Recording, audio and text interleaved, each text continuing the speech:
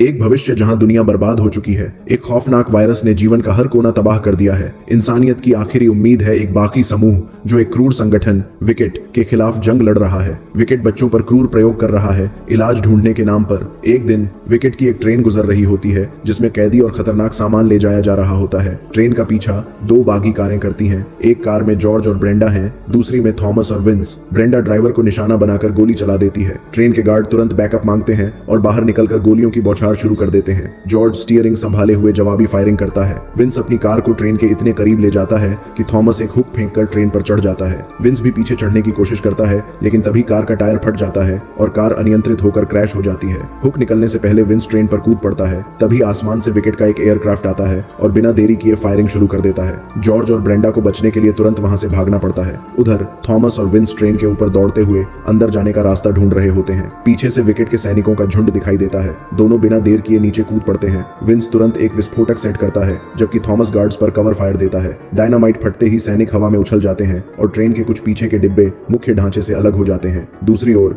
Aircraft अब भी George और ब्रेंडा का पीछा कर रहा होता है। दोनों अपनी कार रोककर सरेंडर करने का नाटक करते हैं। जैसे ही एयरक्राफ्ट से सैनिक नीचे उतरते हैं उनके नीचे छिपा हुआ ट्रैप सक्रिय हो जाता है। जमीन फट पड़ती है और छिपे हुए बागी सैनिकों को घेर लेते हैं। एयरक्राफ्ट का पायलट भी काबू में आ जाता है और अब एयरक्राफ्ट बागियों के कब्जे में है। ट्रेन पर नए बागी चुपके से घुसते हैं। म्यूट सिस्टम को हैक करके एक और डिब्बे को अलग करने की कोशिश करता है लेकिन विकेट के सैनिक गोलियों की बारिश कर रहे होते हैं। थॉमस, म्यूट और बाकी बागी जवाबी फायरिंग करते हैं, एक तरफ जान बचाते हुए दूसरी तरफ मिशन को पूरा करने की जुगत में। तभी आसमान से वही एयरक्राफ्ट दिखाई देता है जिसे अब बागी नियंत्रित कर रहे हैं। एयरक्राफ्ट एक हुक नीचे फेंकता है जो ट्रेन के डिब्बे से जुड़ जाता है। सारा समूह हुक पर चढ़ने लगता है। एक एक करके सभी को ऊपर खींच लिया जाता है। सबसे आखिर में विंस एक साहसिक छलांग लगाकर एयरक्राफ्ट तक पहुंचता है। थोड़ी ही देर में एयरक्राफ्ट पूरे वेग से उड़ता हुआ बागियों के ठिकाने पर पहुंच जाता है। ट्रेन का डिब्बा नीचे उतारा जाता है और अंदर बंद सभी कैदियों को रिहा कर दिया जाता है। चारों तरफ खुशी का माहौल होता है लेकिन थॉमस के चेहरे पर उदासी छाई रहती है। उसका सबसे करीबी दोस्त मिन्हो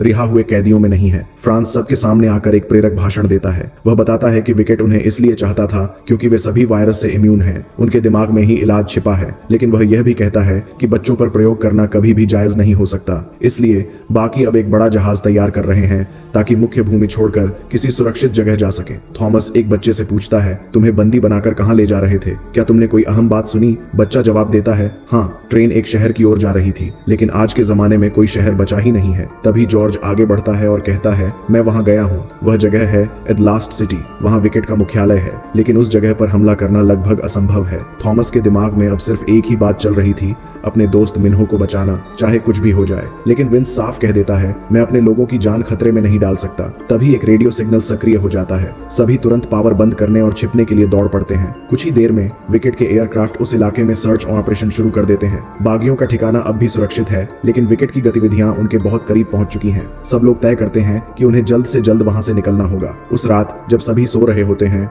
थॉमस चुपके से उठता है और अकेले मिन्हो को बचाने के लिए निकल पड़ता है लेकिन उसका प्लान नाकाम हो जाता है। न्यूट और फ्राई पैन उसे पकड़ लेते हैं और बिना कुछ बोले कहते हैं, हम भी साथ चलेंगे। उधर मिन्हो आंखें खोलता है। वह जहां है वह जगह उसे पहले के प्रयोगों वाली लैब जैसी लगती है। दूर कुछ लड़के खड़े हैं लेकिन वे कुछ बोलते नहीं, बस उसे घूरते रहते हैं। अचानक एक लड़का भागता है और मिन्हो उसके पीछे एक झोपड़ी तक जाता है लेकिन झोपड़ी के अंदर एक अजीब सा कॉरिडोर है। तभी एक दरवाजा खुलता है और उसमें से एक भयानक मॉन्स्टर ग्रीवर निकलता है। मिन्हो बिना सोचे पीछे मुड़ता है और भूल भुलैया जैसे रास्तों में दौड़ने लगता है। हर मोड़ पर कोई न कोई रास्ता बंद मिलता है और ग्रीवर उसका पीछा कर रहा होता है। तभी उसके कानों में कुछ आवाजें गूंजती हैं। विकेट के डॉक्टर उसकी परफॉर्मेंस पर बातें कर रहे होते हैं। कभी कभी उसके सामने फ्लैश जैसे दृश्य आते हैं जैसे वह किसी लैब में हो और डॉक्टर उस पर नजर रखे हुए हों। अचानक मिन्हो का शरीर जम सा जाता है जैसे किसी अनजान ताकत ने उसे जकड़ लिया हो लेकिन वह हार नहीं मानता। उस ताकत के खिलाफ जूझता है और उसका शरीर सीधे छत तक चला जाता है। तभी ग्रीवर उसके ऊपर आ जाता है और अपने पंजे उसके सीने पर रखकर दहाड़ता है। मिन्हो चीख पड़ता है लेकिन अगले ही पल सच सामने आता है। यह सब एक सिमुलेशन था। वह अभी भी विकेट की लैब में है जहां वैज्ञानिक उसका खून जबरदस्ती निकाल रहे हैं।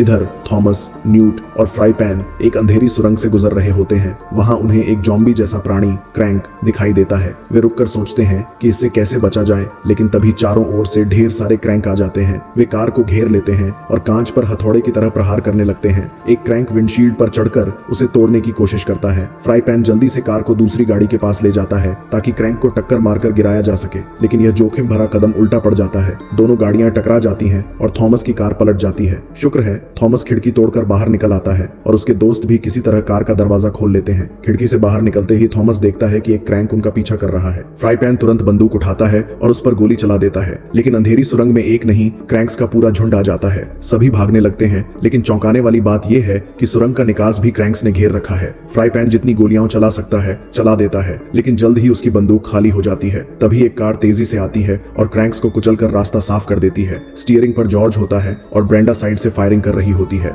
थॉमस और उसके दोस्त तुरंत कार में सवार हो जाते हैं। जॉर्ज एक्सीलेटर दबाता है और सभी उस मौत भरी सुरंग से जिंदा निकल जाते हैं। जब वे सड़क पर पहुंचते हैं तो दूर से उन्हें लास्ट सिटी दिखाई देती है। जॉर्ज देखता है कि पूरे शहर के चारों ओर विकेट ने एक विशाल दीवार खड़ी कर दी है, जैसे कोई अभेद्य किला हो जिसमें घुसना लगभग असंभव है। उधर विकेट की लीडर एवा पेज एक बोर्ड मीटिंग में होती है। बोर्ड के सदस्य परेशान हैं, लोग विकेट पर भरोसा खो रहे हैं और नई दीवार ने उनके दिलों में और ज्यादा शक और डर पैदा कर दिया है। एवा कहती है, मेरे पास मिन्हो का सीरम है और इलाज जल्द तैयार होगा, लेकिन बोर्ड के सदस्य उसकी बातों से थक चुके हैं। उनका कहना है इलाज तो बन नहीं रहा, इस पैसे से सेफ जोन बनाना बेहतर होगा। तभी मीटिंग में टेरेसा की एंट्री होती है, वही लड़की जिसे थॉमस ने अपना सब कुछ माना था, लेकिन जिसने विकेट के लिए उसे धोखा दिया। टेरेसा एक भावनात्मक भाषण देती है, उम्मीद जिंदा रखना और कुछ लोगों की कुर्बानी ही इंसानियत का असली मतलब है। उसकी बातों से प्रभावित होकर बोर्ड प्रयोगों के लिए फंडिंग फिर से मंजूर कर देता है। वापस थॉमस की टीम वे लास्ट सिटी की दीवार के बाहर बने स्लम एरिया में पहुंचते हैं। वहां हर तरफ गरीब और बेघर लोग विरोध कर रहे हैं, चिल्ला रहे हैं, हमें भी अंदर जाने दो। थॉमस को बिल्कुल नहीं पता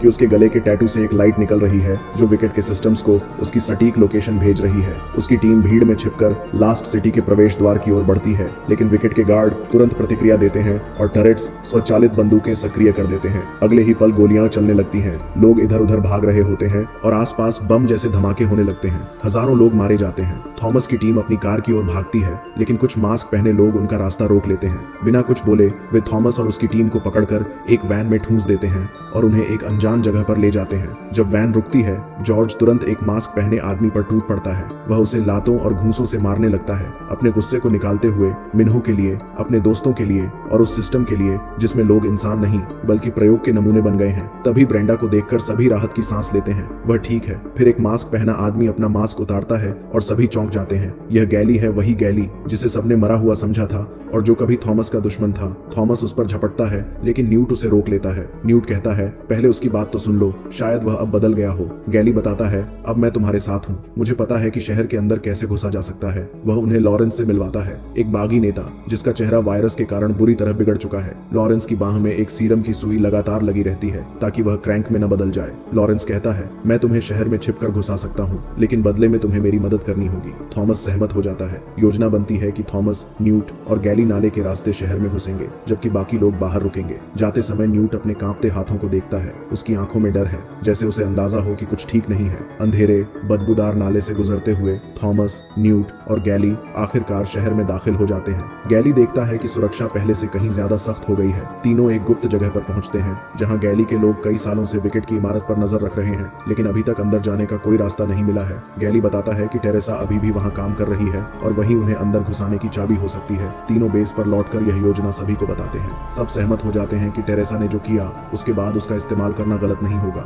लेकिन थॉमस का मन उलझा रहता है। तभी न्यूट गुस्से से भड़क उठता है, तेरी टेरेसा के लिए मोहब्बत ही सब कुछ बर्बाद कर रही है। फिर वह खुद को संभालता है, माफी मांगता है और कमरे से चला जाता है। बाद में न्यूट थॉमस को बताता है, मैं भी इन्फेक्टेड हूँ, अगर टेरेसा आखिरी रास्ता है तो हमें उसे इस्तेमाल करना होगा। उधर टेरेसा एक लड़की को मिन्हो के खून से बना सीरम देती है और वह कुछ ही पलों में ठीक हो जाती है। टेरेसा खुशी से मिन्हो को यह बताने जाती है, लेकिन मिन्हो उस पर हमला कर देता है। वह उसे धोखेबाज कहता है और हर मौत का जिम्मेदार ठहराता है। गार्ड्स आकर उसे बेहोश कर देते हैं, लेकिन जाते जाते मिन्हो एक धातु की पिन चुरा लेता है। टेरेसा जब लैब लौटती है तो पता चलता है कि वह लड़की फिर से क्रैंक बन गई है, सीरम असफल हो चुका है। उसी रात टेरेसा बाहर टहल रही होती है, तभी उसकी नजर थॉमस पर पड़ती है। वह उसका पीछा करती है और एक सुनसान गली में दोनों का आमना सामना होता है। थॉमस पूछता है, क्या तुझे कभी पछतावा हुआ? टेरेसा थोड़ी देर सोचती है, फिर कहती है, हाँ कभी कभी होता है, लेकिन अगर वक्त वापस आए तो शायद मैं फिर वही करूं। तभी पीछे से गैली आता है और बिना कुछ बोले टेरेसा को पकड़ लेता है। मिशन का अगला चरण शुरू होता है। सभी एक पुराने चर्च में इकट्ठा होते हैं। टेरेसा बताती है कि मिन्हो लेवल 3 में है,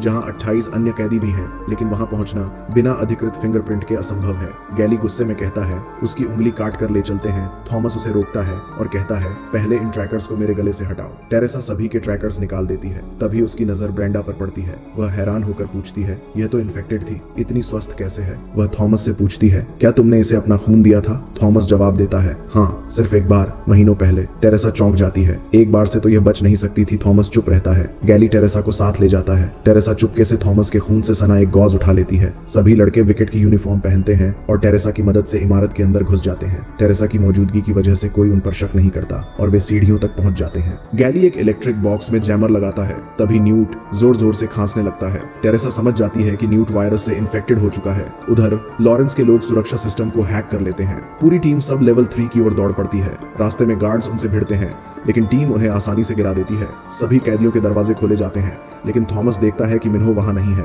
टेरेसा कंप्यूटर चेक करती है और पता चलता है कि मिन्हो को बिल्डिंग के दूसरे हिस्से की लैब में ले जाया गया है। वह इतना कमजोर हो चुका है कि अगर खून निकालने की प्रक्रिया और चली तो उसकी जान जा सकती है। थॉमस और न्यूट चिल्लाते हैं, हमें अभी वहां ले चलो। गैली वहीं रुकता है सीरम रूम का दरवाजा तोड़ने के लिए। थॉमस, न्यूट और टेरेसा लिफ्ट में चढ़ते हैं। तभी लिफ्ट में एक और आदमी आ जाता है, एवा पेज का दायां हाथ, जॉनसन। वह टेरेसा से बात करता है, किसी ने थॉमस को शहर के बाहर देखा था।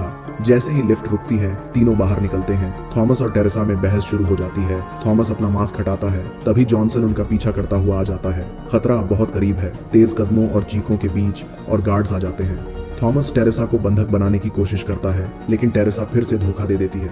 वह थॉमस और न्यूट को धक्का देकर एक बुलेट प्रूफ दरवाजे के पीछे फंसा देती है और जॉनसन से कहती है, मैंने उन्हें फंसा लिया है, लेकिन मुझे दोनों जिंदा चाहिए। तभी पूरी इमारत में अलार्म बजने लगते हैं। जॉनसन रेडियो पर चिल्लाता है, सभी सुरक्षा बलों को भेजो नीचे। सब लेवल में गैली सीरम ले चुका होता है और सभी बच्चों को लेकर गैरेज में पहुंचता है। ब्रेंडा पहले ही एक बस चुरा चुकी होती है, लेकिन वह उदास है क्योंकि थॉमस और न्यूट अब तक नहीं लौटे। गैली कहता है, बस लेकर निकल जाओ, बच्चों की सुरक्षा सबसे जरूरी है। मैं थॉमस और न्यूट को लेने वापस जाऊंगा। लेकिन तभी गैरेज में सैनिक घुस आते हैं। ब्रेंडा के पास कोई विकल्प नहीं बचता, वह बस लेकर निकल पड़ती है। पूरी इमारत में गोलियों की आवाज और चीख पुकार मची होती है। थॉमस और न्यूट हर मोड़ पर दुश्मनों को गिराते हुए सिर्फ एक नाम पुकारते हैं, मिन्हो। उधर प्रयोगशाला में मिन्हो एक वैज्ञानिक की जेब से छुपाई हुई पिन निकालता है और उसे उसकी पीठ में घोंप देता है। फिर वह एक सुरक्षा कर्मी को धक्का देकर उसकी बंदूक छीन लेता है और दूसरे को बेहोश करने वाला इंजेक्शन देकर गिरा देता है। उसी समय थॉमस और न्यूट उस गलियारे में पहुंचते हैं। तीनों दोस्त गले लगते हैं। अब रुकने का समय नहीं है। वे दौड़ पड़ते हैं, लेकिन बाहर एक और सैनिक उनका रास्ता रोक लेता है। न्यूट एक हथगोला निकालता है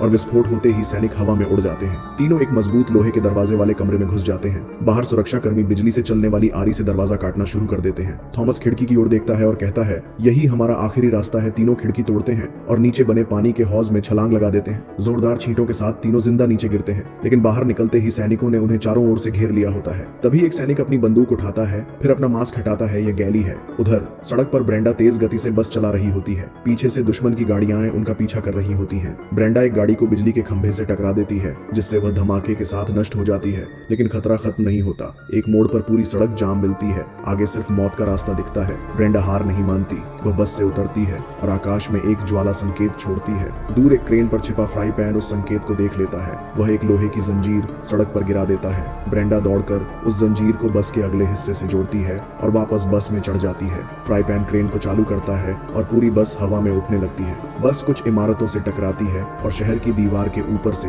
निकल जाती है, लेकिन तभी जंजीर टूटने लगती है। फ्राई पैन जंजीर को और मजबूती से पकड़ता है, लेकिन बस जमीन पर सीधी गिरती है। एक पल के लिए बस संतुलन में रहती है, फिर एक तरफ झुककर गिर पड़ती है।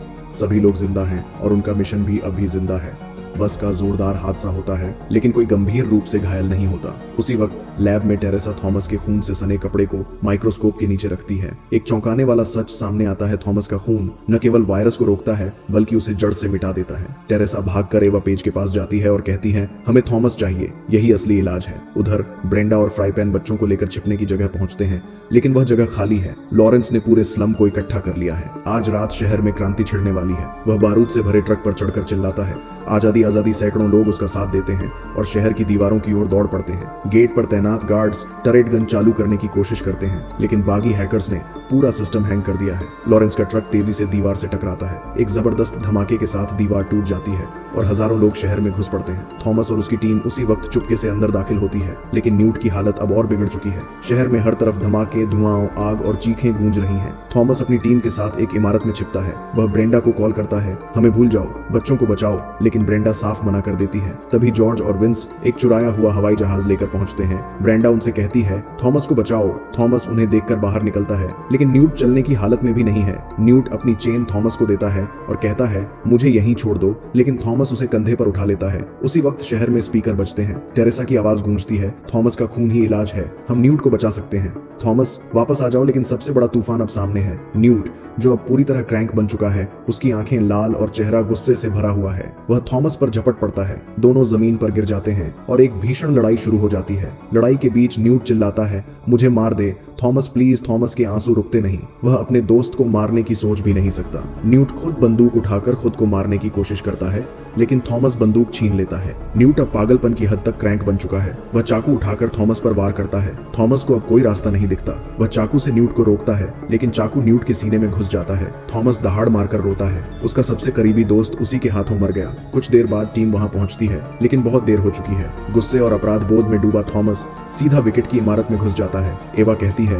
मैं सबको बचा सकती हूँ थॉमस। थॉमस अपनी बंदूक फेंक देता है और खुद को सौंप देता है, लेकिन कहता है बस एक वादा करो, बच्चे आजाद रहेंगे। एवा हामी भरती है, लेकिन तभी जॉनसन पीछे से गोली चलाकर एवा को मार देता है। थॉमस की आंखें खुलती हैं। वह एक लैब में स्ट्रेचर पर बंधा हुआ है। टेरेसा उसके खून से इलाज बना रही है। जॉनसन आता है और कहता है यह इलाज सिर्फ अमीरों के लिए होगा। वह एक और सच बताता है मैं खुद भी इन्फेक्टेड हूँ। जैसे ही वह सीरम खुद को लगाता है, टेरेसा एक बोतल से उसके सिर पर वार करती है। जॉनसन बेहोश हो जाता है। टेरेसा थॉमस को खोल देती है, लेकिन जॉनसन फिर उठ खड़ा होता है। वह टेरेसा को उठाकर दीवार से टकरा देता है। थॉमस और जॉनसन के बीच भीषण लड़ाई शुरू होती है। दोनों खिड़की तोड़कर बाहर गिरते हैं। जॉनसन बंदूक निकालता है और कहता है मैं तुम दोनों को मार डालूंगा। तभी बागियों का रॉकेट इमारत पर हमला करता है। जॉनसन गिर पड़ता है। थॉमस और टेरेसा बचकर एक जलती हुई इमारत की छत पर पहुंचते हैं। नीचे क्रैंक्स को पिंजरों में बंद किया गया है। थॉमस जमीन पर पड़ा है, उसके सीने से खून बह रहा है। जॉनसन फिर आ जाता है। तो वीडियो अच्छा लगा है तो लाइक करना तो बनता है। ऐसे ही और इंटरेस्टिंग वीडियोस पाने के लिए चैनल को सब्सक्राइब करें।